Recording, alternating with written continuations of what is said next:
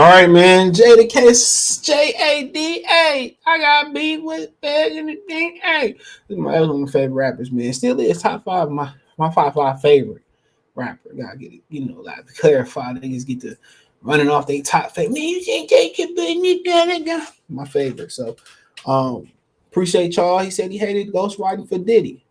The D, the I, the D, the D, the Y is Diddy. Up is Nini. What he say? Um, what he say? Player, please. I'm the macaroni and the cheese. I've been around the world, yeah. And player hate it. I don't know, and I don't know why they wanna fade us. Yeah, that's my shit. Shout out to Lisa Stanfield, the original. I've been around the world, and I can't find my baby. Yeah, it was that was as '90s as you can get. Yeah, she's from the UK too. FYI, that's as '90s as you can get. You know, you really listen to the lyrics to the song. It's crazy. She running the whole dude off. Jadakiss ghostwriting for Diddy suck. I wrote rich raps while broke. So yeah, he was playing them, bro. You know how many stories about Diddy? Diddy had Mace as a headliner and he wasn't paying them. So Mace refused to come out to perform, and then Diddy and them said we give him 15K and go from 15K to nothing. If you let somebody play you, you know what I'm saying? Diddy gonna play you for sure. He ain't gonna try to show you the game. He used and abused everybody he was with. Young Jock, Machine Gun Kelly, and French Montana, one of his longest reigning artists. I think they didn't got the multiple albums under Bad Boy, but most people don't even know they with Bad Boy. His song might be up there as one of the longest reigning, Bad Boy artists too. He got that song with Kodak Black. That shit kind of hard though. You know what I'm saying? But yeah, he wanna come on. And I don't think Lil Kim was signed to Bad Boy too. I could be wrong about that. I don't think she was signed over there. A lot of his acts was a lot of them was like Jodeci. They was through I forget that label, the label name with L.A. Reid and them, man, and Heavy and them.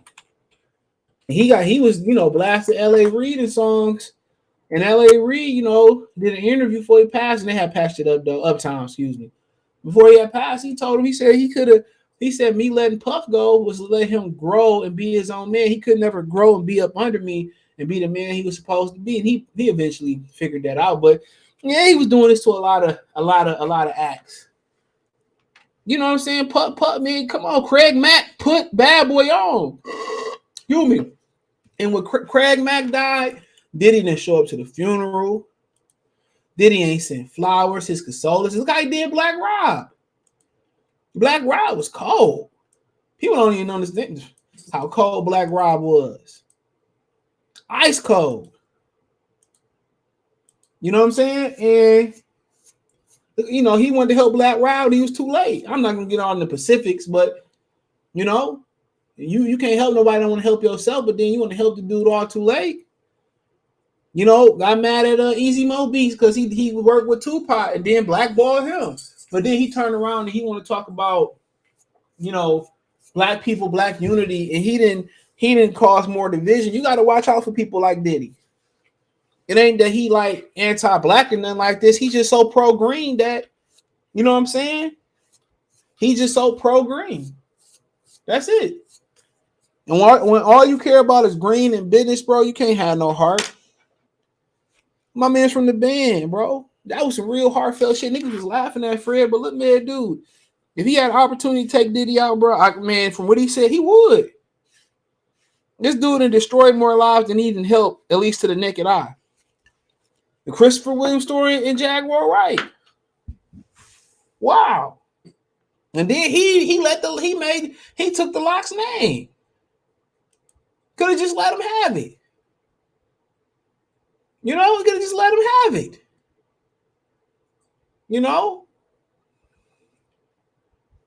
Let's see what he had to say.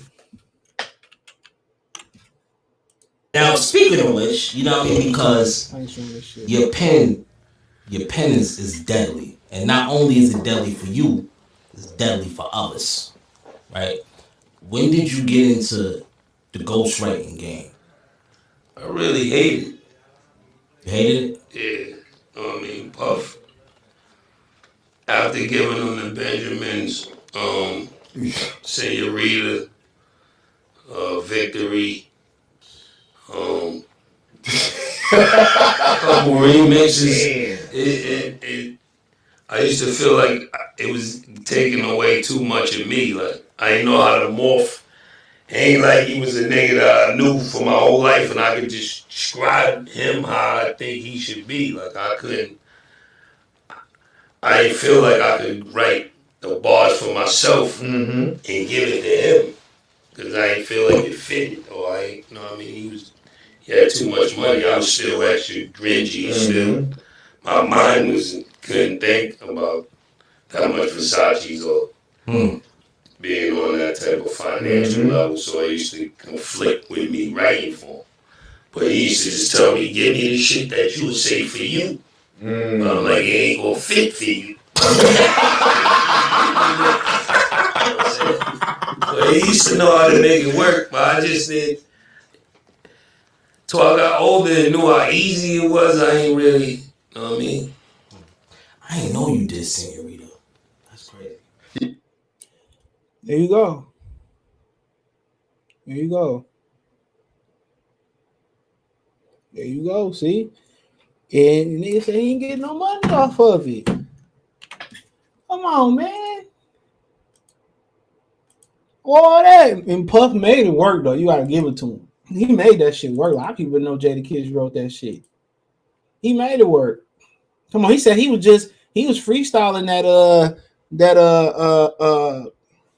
all about the Benjamins, and Puff said, give me that. I'm taking it.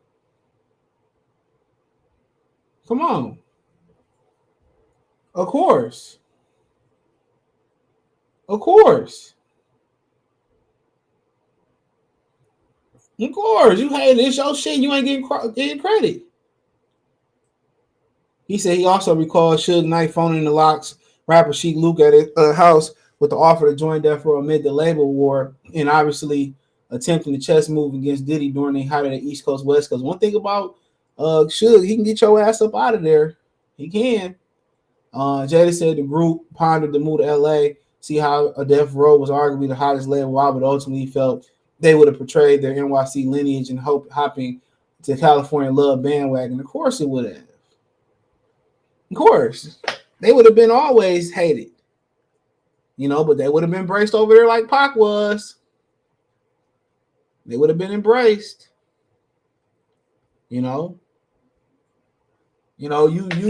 somebody getting rich off your brain. They call it a diligent. He was like a leech. He was a leech.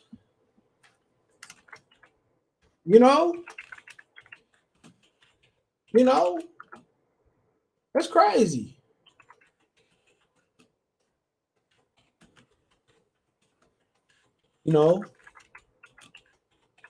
That's crazy.